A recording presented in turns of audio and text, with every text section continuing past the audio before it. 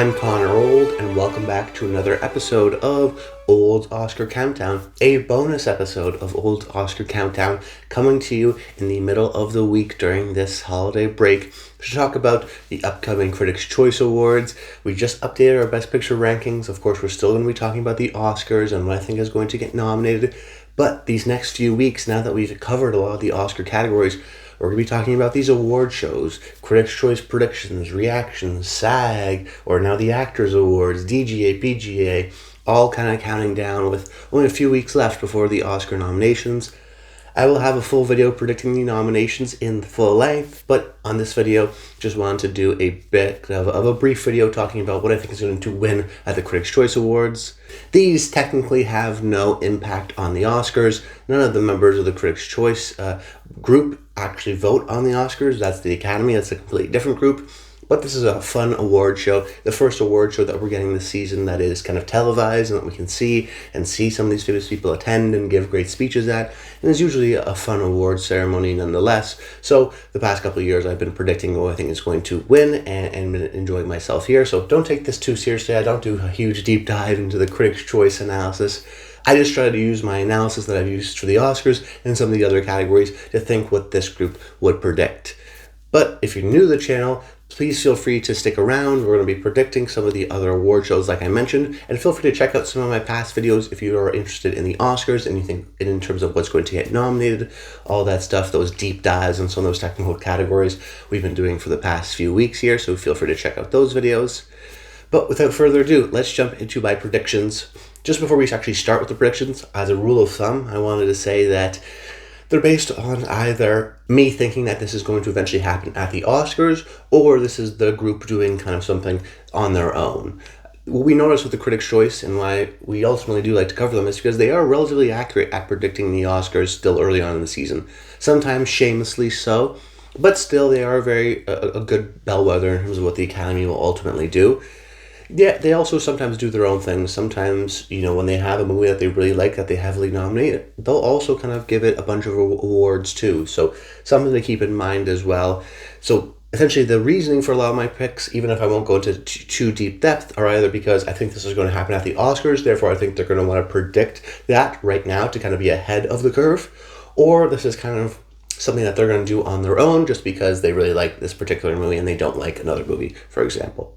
And if you just want to see my predictions, just feel free to use the description below. You can see them all lined out here, but I'm going to be doing a little bit of that explanation and announcing here in the video. So for Best Picture, I went with One Battle After Another. I think it's the clear frontrunner to win right now for Best Picture at the Oscars.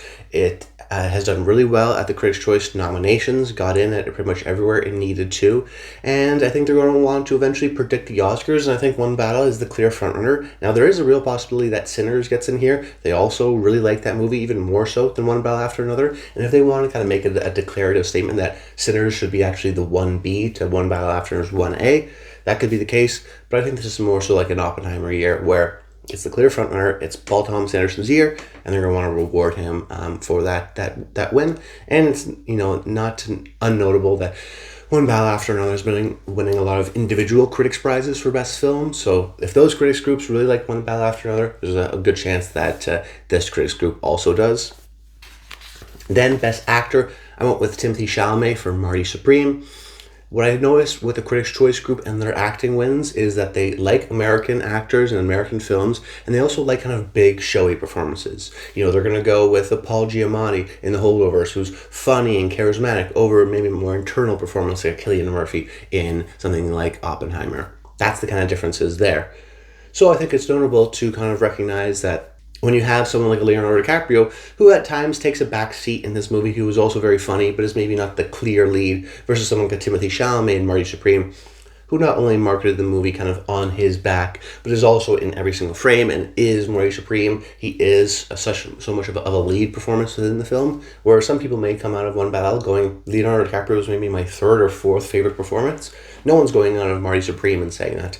People like Marty Supreme because they like Chalamet, and I think just the fact that his kind of marketing campaign for this movie has been going on while the voting time has been going on for Critics' Choice is a good kind of an overlap period of him being top of mind, being awareness. this. And a really great speech, I think, at this award show can really kind of propel him over the edge to become the clear favorite at the Oscars. It's a bigger performance, a little bit of a showy performance. So even while I think they like One Battle After Another more than Marty Supreme, I felt like this was even more the traditional type of a winner for this group. And then I went with Jessie Buckley in Hamnet, the clear frontrunner to win right now. Could be a surprise and maybe go with a Rose Byrne, but they liked Hamnet. They nominated for director and picture, and I do think that she's the emotional center of the movie, and I think this is going to be more of a case of they're going to want to predict the Oscars, and Jessie Buckley right now is the clear favorite to win, but don't be surprised if we see something like a Rose Byrne and it starts that conversation. Then for the best supporting actor, and really for the best supporting acting categories, this is when I went a little bit less chalk. Best supporting actor, I went with Benicio del Toro for One Battle After Another.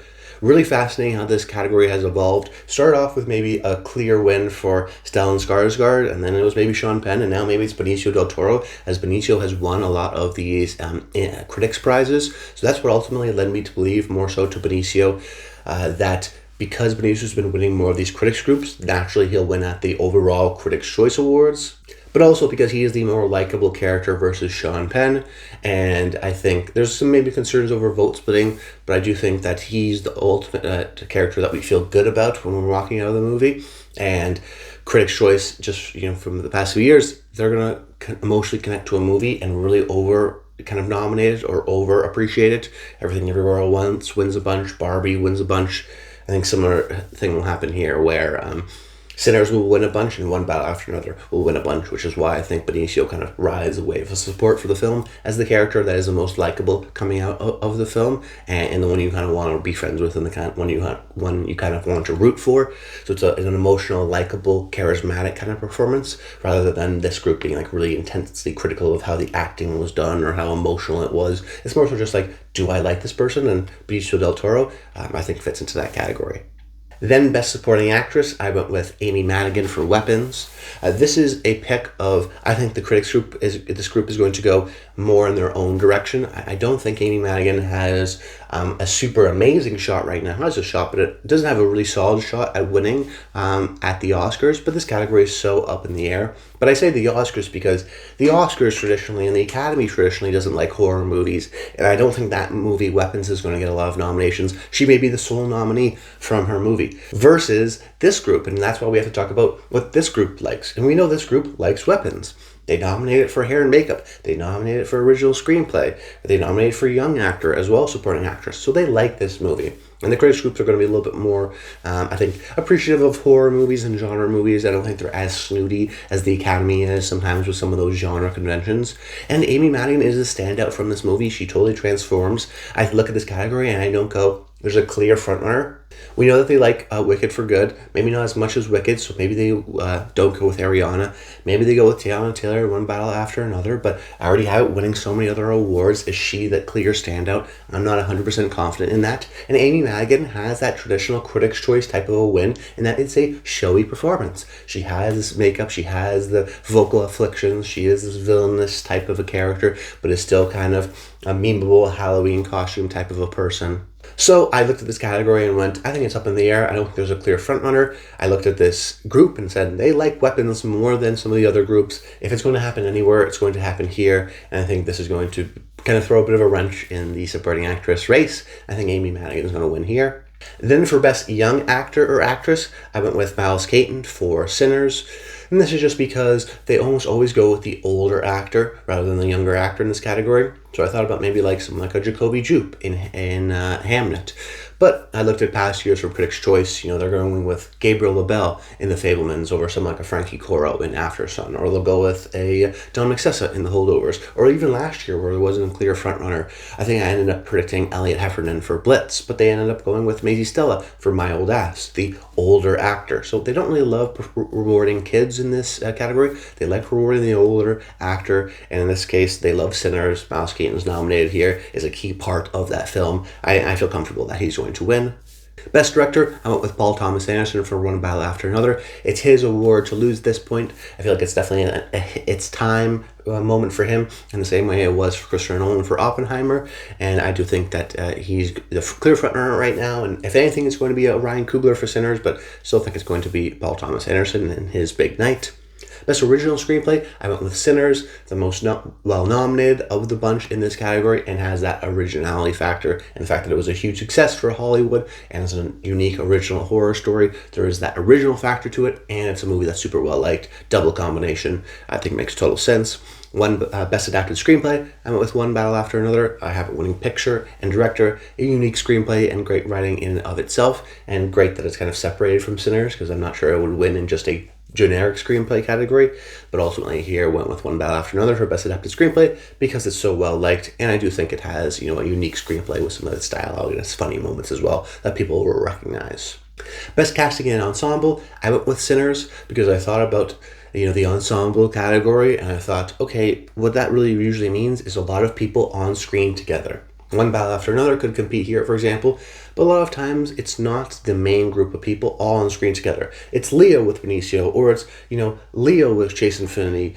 There's never necessarily a whole lot of overlap. Versus Sinners, in the second half of the movie, they're all together in the juke joint at once. Whether they're on one side of the inside or they're on the outside, they are kind of all together within an ensemble, within a cast. And I think you just think of that image of them letting the vampires come into the juke joint and them all lined up there. And it's this iconic image of a great kind of ensemble, of a big ensemble, of a lot of great kind of well-known actors. And even from the fact of Michael B. Jordan or Miles Caton or Wunmi Mosoka getting nominated for Best Supporting Actress, I think they like the acting in Sinners more than some other groups. So ensemble and casting, I think, makes a lot of sense here.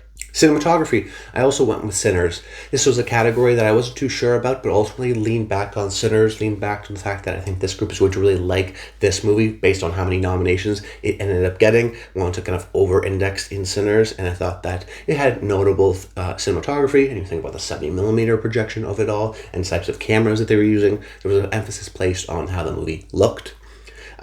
Best production design, I went with Frankenstein, and speaking of which, best costume design, I also went with Frankenstein for similar reasons. I think they're going to overlap here. This was another category where I didn't see a clear kind of acute choice that the Critics' Choice can do that can go their own route.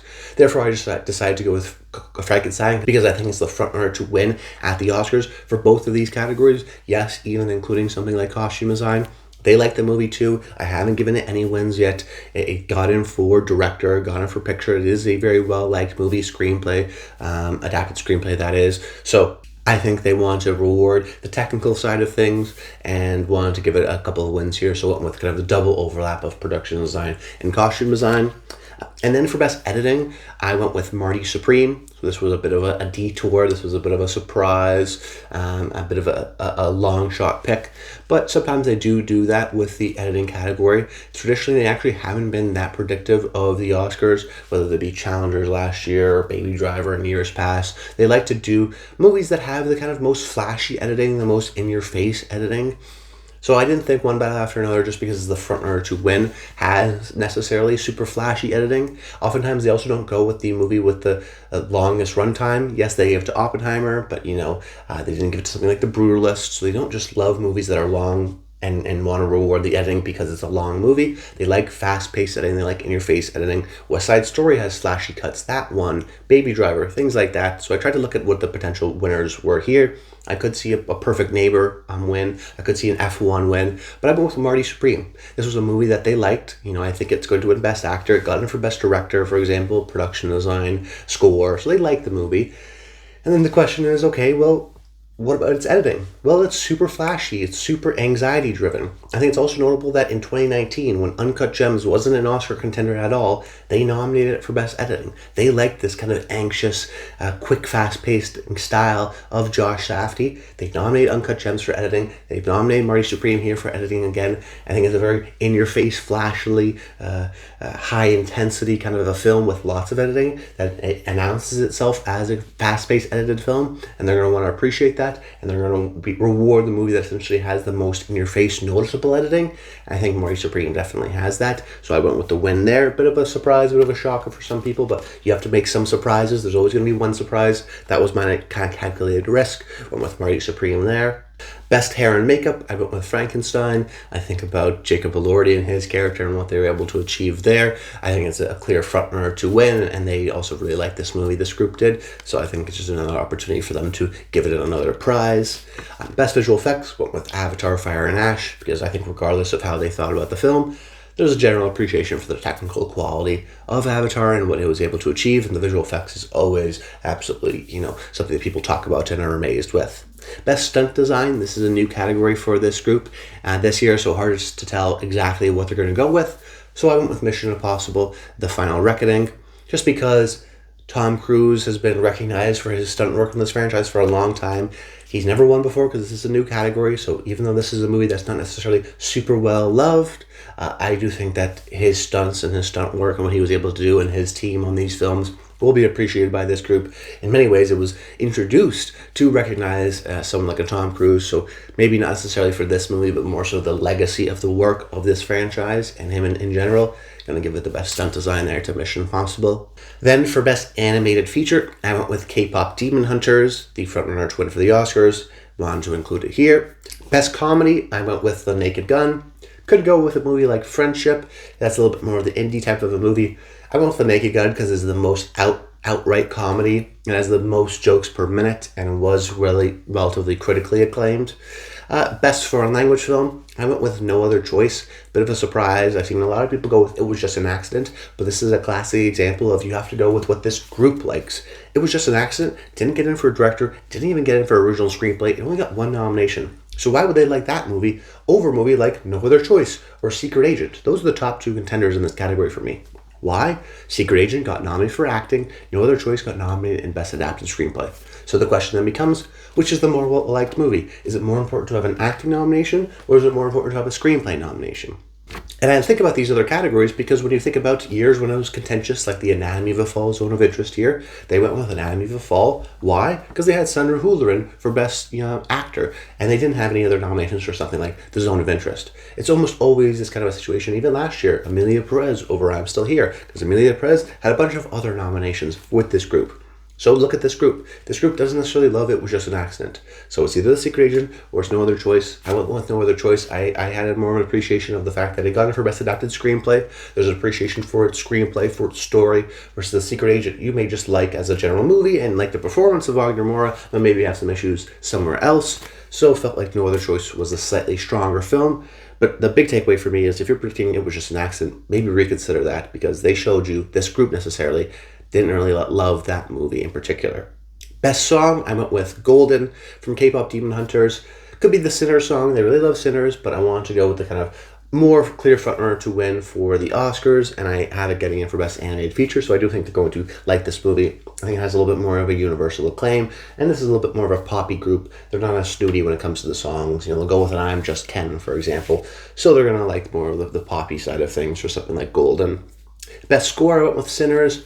Wanted to kind of think what they're going to do for the Oscars and wanted to over-index in Sinners generally because this group loved the movie so much. Made sense there for Ludwig Göransson.